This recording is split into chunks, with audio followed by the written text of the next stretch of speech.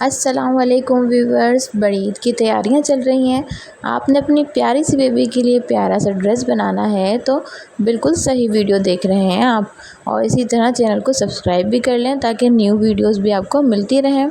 तो आज मैं एक और बहुत ही प्यारे डिज़ाइन के साथ हाज़िर हूँ। इसके लिए मैं देखें आपको कुछ मटेरियल दिखा रही हूँ, जिसके लिए मैंने गोटा लेस और GPO की लेस इस्तेमाल की है। ये समोसा लेस जो होती है गोटे वाली, तो वो इस्तेमाल कर रही हूँ। और इसके डिज़ाइनिंग के लिए मुझे एक प्लेन फैब्रिक भी चाहिए होगा, जो कि आप ट्राउज़र जो भी इसका बनाएंगे उसी की मैचिंग का प्लेन ट्राउज़र होगा, वो यूज़ कर लेंगे। तो सबसे पहले मैं शर्ट आपको दिखा रही हूँ। मैं ये कुर्ती बना रही हूँ बहुत प्यारी सी। इसके लिए मैंने कुर्ती को 4 फोल्ड कर लिया है। 4 फोल्ड करने के बाद सबसे पहले मैं इसकी लंबाई में की मेजरमेंट करूँगी। लंबाई अभी मैंने ली है इसकी 25। चलने के बाद ये हमारी 23 आनी चाहिए। उसके लिए मेरे पास फैब्रिक ज़्यादा है, तो मैं जो एक्स्ट्रा फैब्रिक है उसके लिए जो है एक लाइन बना दूँगी ताकि मैं उस फैब्रिक को कट कर लूँ। और ये चौड़ाई में देखिए 9 इंच आया है। 4 फोल्ड करने के बाद 9 इंच आया है।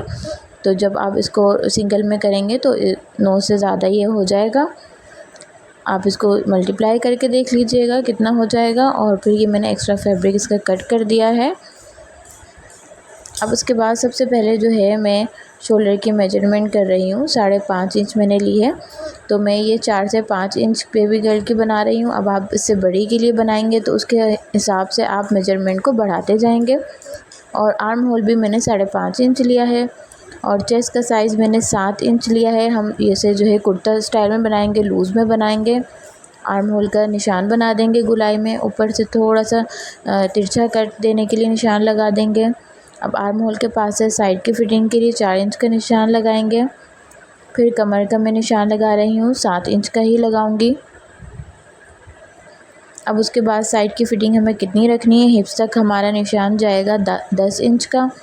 तो 10 इंच की जो है साइड से निशान लगाने के बाद 7.5 इंच जो है हिप्स का निशान लगा रही हूँ मैं।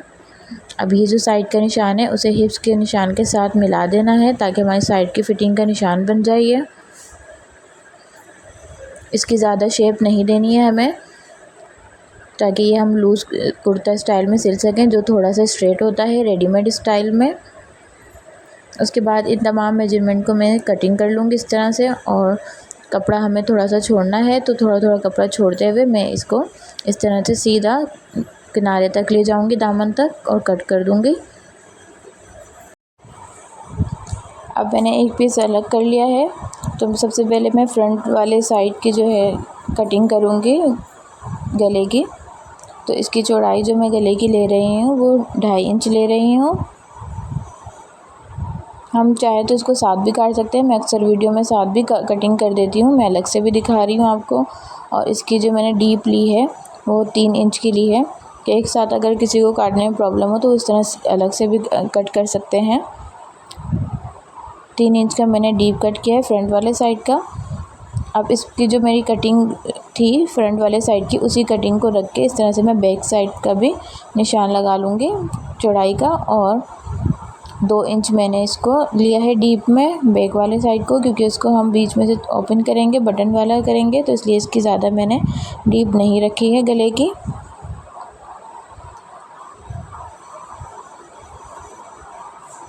तो ये बैक साइड कट हो चुका है और ये वाला जो है फ्रंट साइड है।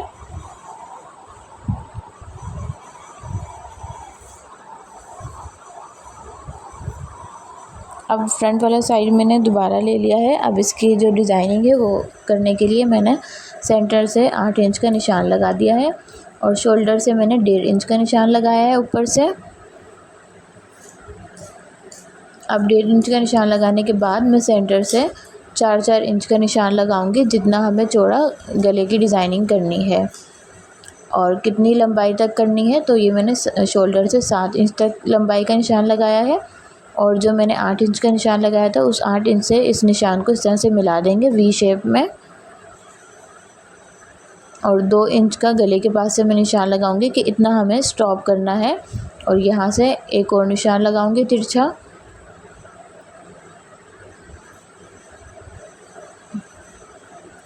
और इसी तरह 3 इंच के फासले पर बीच पर एक और निशान लगाऊंगी और इसको भी इस तरह से तिरछा निशान लगा लूँगी।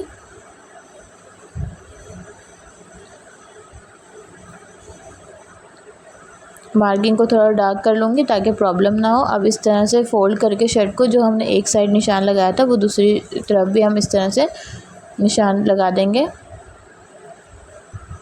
तो ये हमें बार बार मेजरमेंट नहीं करनी पड़ेगी, चौक की मदद से ही ये दूसरी साइड पर भी छप गया है।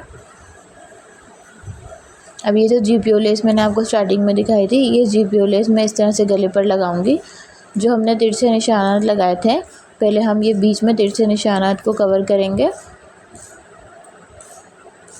और ये वी शेप में जो है लेस मैं लगाऊंगी इस पर। तो ये देखें, ये लेस मैंने लगा दी है इसमें वी शेप में इस तरह से। अब ये जो साइड के जो निशानात लगाए थे, इस पर भी मैं यही वाली लेस यूज़ करूँगी। पहले बीच वाला लगाने के बाद ये साइड पर मैं इस तरह से लेस को अटैच करूँगी।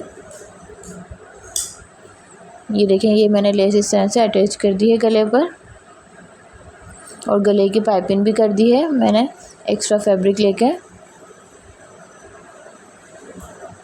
अब मैं एक बुकरम का पीस ले रही हूँ, जिसके लिए दामन के लिए डिज़ाइन के लिए चाहिए। तो ये 17 इंच का बुकरम है और चौड़ाई इसकी 4 इंच है। आप अपने दामन के हिसाब से भी देख सकते हैं कि आपने कितना दामन रखा है। अगर बड़े बच्चे का रखा है तो सेंटर से फ़ोल्ड करके सेंटर का निशान लगा लूँगी बुकरम का। मैंने एक पहले से बुकरम का पीस कट करके रखा है, आप किसी कागज़ पर भी कट कर सकते हैं। तो ये चारों तरफ से 2 इंच का होगा। इसे बीच में से फ़ोल्ड करेंगे तो ये इस तरह से डायमंड शेप में आएगा। तो बुकरम का जो सेंटर वाला हिस्सा है, मैं उस पर इसे फ़ोल्ड करके रख रही हूँ और ये इस तरह से डायमंड शेप में ड्रॉ कर लूँगी इसे मैं। अब इसी शेप से मैं 1.5 इंच का निशान लगा रही हूँ। 1.5 इंच के फासले पर एक और मैं बनाऊँगी इस तरह से। अब इसे मैं फ़ोल्ड नहीं, अब इसे मैं पूरा इसी तरह से रख के और इस तरह से निशान लगा लूँगी इसका। आप ये किसी भी पेपर पर या किसी भी गत्ते पर कट करके निशान लगा सकते हैं, तो ये आराम से निशान लग जाएगा इससे। अब ये पहले मैं बीच वाला कट कर ले रही हूँ इस तरह से। अब ये बुकरम हमारा डबल है, तो जो दूसरी साइड है वो भी इसी तरह से कट हो जाएगा। तो दोनों तरफ का बुकरम एक साथ कटिंग कर रहे हैं हम।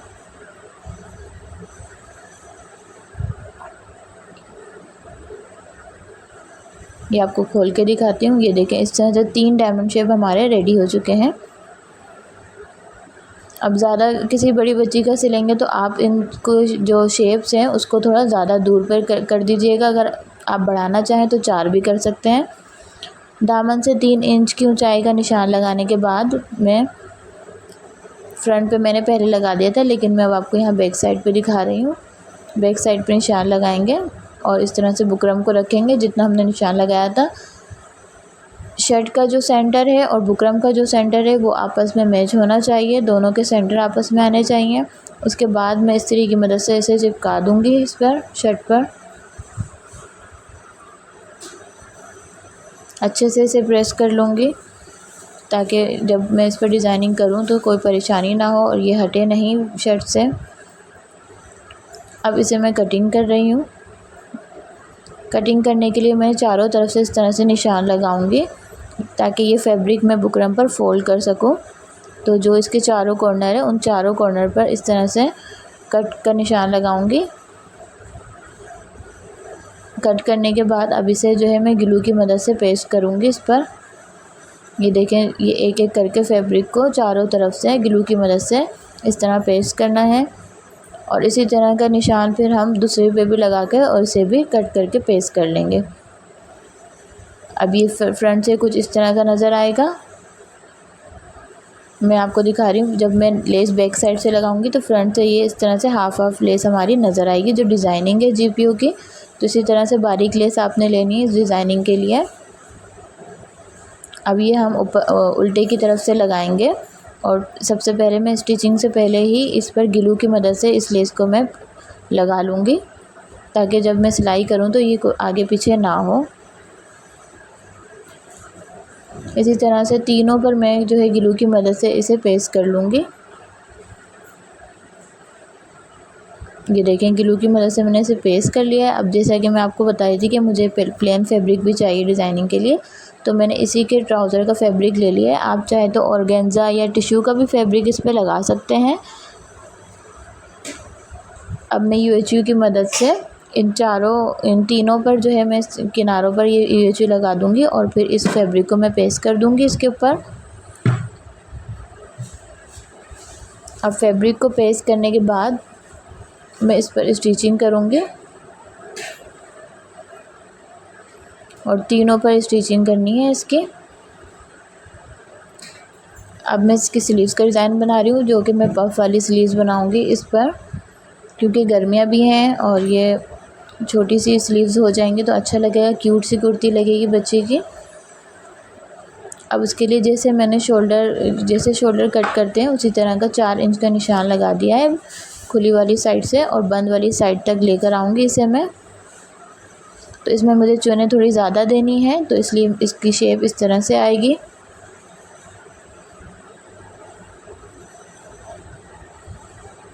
ये देखिए ये स्लीव्स मैंने कट कर ली है इस तरह से।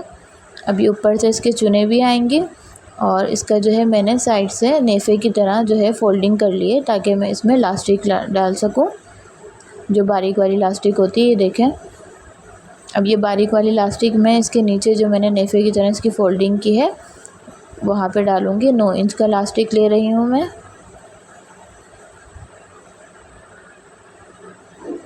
अभी दोनों स्लीव्स पे मैं इस तरह से लास्टिक लगा दूंगी और ऊपर से भी जब स्टिचिंग करूँगी तो इसमें चुने डालूँगी, तो ये बहुत प्यारी सी स्लीव्स का डिज़ाइन जो है हमारा रेडी हो जाएगा। पफ वाली स्लीव्स बनेंगी।